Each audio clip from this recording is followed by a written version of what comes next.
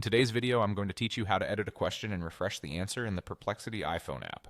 This is a quick way to refine your prompt, correct a typo, or add missing details so the app can generate a better, more accurate response without starting from scratch. Begin by opening the Perplexity app on your iPhone. Once you're on the main screen, look to the top left corner and tap the profile icon. This opens your profile area, where you can access your past activity. Here you'll see your conversation or search history. This is where your previous questions are stored, grouped with the answers you've already received. Navigate to the conversation or search history where your question appears. If you've asked a lot of questions, take a moment to scroll through until you spot the specific thread you want to refine. It helps to remember a keyword or two from your original prompt so you can recognize it quickly. When you find the question you want to edit, press and hold on the question itself. After a brief moment, a small menu will appear with options. Tap the edit option, which is shown as a pencil icon. This opens your original question so you can make changes directly, preserving the context of the conversation.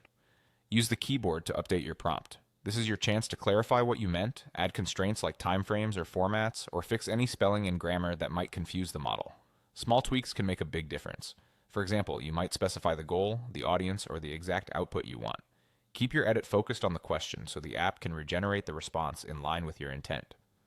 When you're happy with your changes, tap the check mark in the top right corner to save them. This confirms the edit and tells the app to proceed. You'll see the thread update as Perplexity reprocesses your revised question. Give it a moment as it refreshes the answer based on your new wording. That's all there is to it. Opening the app, going into your profile area, locating the right history thread, long pressing to edit, typing your improvements, and confirming with the check mark will update the answer to match your refined prompt.